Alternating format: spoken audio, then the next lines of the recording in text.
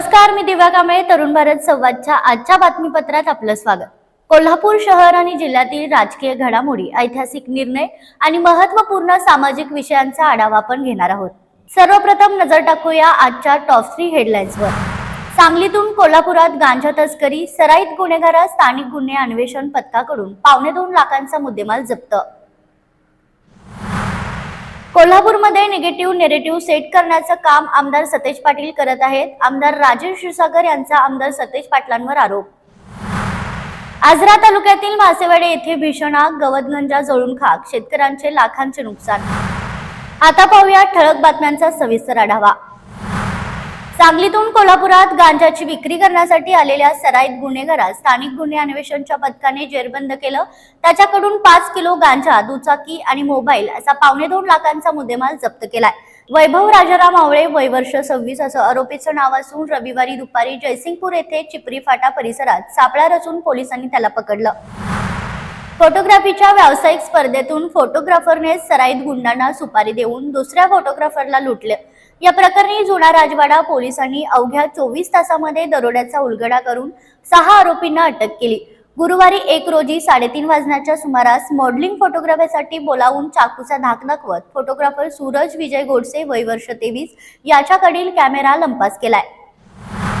मासेवाडी येथे रविवारी दुपारी लागलेल्या आगीत गवतगंजा जळून खाक झाल्या. त्यामुळे भादवन, कोरटवाडी व मासेवाडी येथील शेतकऱ्यांचे लाखो रुपयांचं नुकसान झालंय. भूतोबा देवालय परिसरात रविवारी दुपारी अचानक आग लागली. धुराचे लोळ पाहून शेतकऱ्यांनी शेताच्या दिशेने धाव घेतली. मात्र भर दुपारी लागलेली आग सर्वत्र पसरल्याने आग आटोक्यात आणणे शेतकऱ्यांना शक्य झाले नाही. या आगीत शेतकऱ्यांच्या गवतगंजा जळून खाक झाल्या. आगीचे नेमके कारण अद्याप समजू शकलं नसून संबंधित प्रशासनाकडून पंचनामा करण्यात येतोय. कोल्हापूरमध्ये निगेटिव्ह नेरेटिव्ह सेट करण्याचं काम सतेज पाटील करत असल्याचा आरोप आमदार राजेश क्षीरसागर यांनी केलाय. आमच्या कामांमुळेच कोल्हापूरकरांनी विधानसभेत 10-0 ने घंटी वाजवल्याचं त्यांनी सांगितलं. पाणी, रस्ते आणि विकास कामावर विरोधकांनी फक्त आरोप केले, पण प्रत्यक्ष काम झालं नाही. महापालिका निवडणुकीतही जनता चुकीच्या नेरेटिव्हला बळी पडणार नाही असा विश्वास त्यांनी व्यक्त केलाय. कोल्हापूर जिल्ह्याने ई-गव्हर्नन्स आणि पेपरलेस कामकाजामध्ये चांगली प्रगती केली आहे. विशेषतः कोल्हापूर जिल्हाधिकारी कार्यालयाने जून 2024 पासून ई-ऑफिस प्रणाली सुरू केली आहे, ज्यामुळे फायलिंगवर लवकर निर्णय होत असून काम गतिमान झालं आहे. तर कोल्हापूर जिल्हाधिकारी कार्यालयात ई-फायलिंग मध्ये राज्यात प्रथम क्रमांक मिळालाय, जो तंत्रज्ञानाचा प्रभावी वापर करत आहे. यामुळे कोल्हापूर हे ई-फायली आणि डिजिटल कामकाजाच्या बाबतीत राज्यात एक आघाडीचा जिल्हा बनला आहे.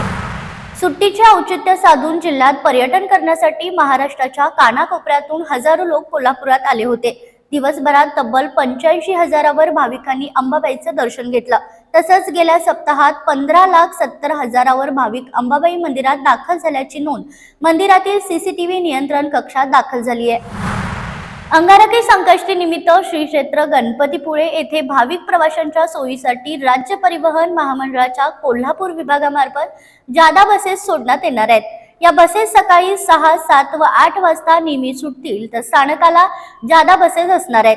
जिल्ह्यातील प्रत्येक स्थानकावर ही सुविधा उपलब्ध होणार आहे. गेल्या काही दिवसांपासून बाजारात भाजीपाल्यांची आवक वाढली आहे. त्यामध्ये मेथीच्या भाजीची आवक मोठ्या प्रमाणात वाढली आहे. मेथीसोबतच मटार आणि गाजराचीही आवक वाढली आहे. गेल्या महिन्याभरापासून महाग असलेल्या शेवग्या शेंगेचे दर आवक वाढू लागल्याने घसरत आहेत. यापूर्वी 400 रुपये किलो असलेली शेवगा शेंग 300 रुपये किलो झाली आहे. एक नग शेवगा शेंगेची विक्री सध्या 25 ते 30 रुपयांनी सुरू आहे. हिवाळ्याची चाहूल लागताच कळंबा तलावावर विदेशी स्थलांतरित पक्ष्याचे आगमन सुरू झाले. उत्तर युरोप, सायबेरिया आणि मध्य आशियातून हजारो किलोमीटरचा कष्टाचा प्रवास करून येणारे हे पंखधारी पाहुणे तलावाच्या शांत पाण्यात विहार करत आहेत. Northern pintail, Eurasian wigeon, northern shoveler, shelduck यासारखे विदेशी बदकांच्या प्रजाती आणि इतर पाण पक्षी येथे थांबतात. हे दृश्य निसर्गप्रेमींना आनंद देत असलं तरी यंदा पक्ष्यांची संख्या गेल्या काही वर्षांच्या तुलनेत कमी असल्याचं पाहायला मिळते. तर या होत्या आजच्या काही ठळक घडामोडी. या बातम्यांचं अधिक सविस्तर विश्लेषण आणि जिल्हाभरातील माहितीसाठी आजच तरुण भारत संवाद पेपर खरेदी करा आणि रोज न चुकता वाचा. अशाच नवनवीन अपडेटसाठी पुन्हा भेटूया. पाहत रहा तरुण भारत कोल्हापूर. तोपर्यंत नमस्कार.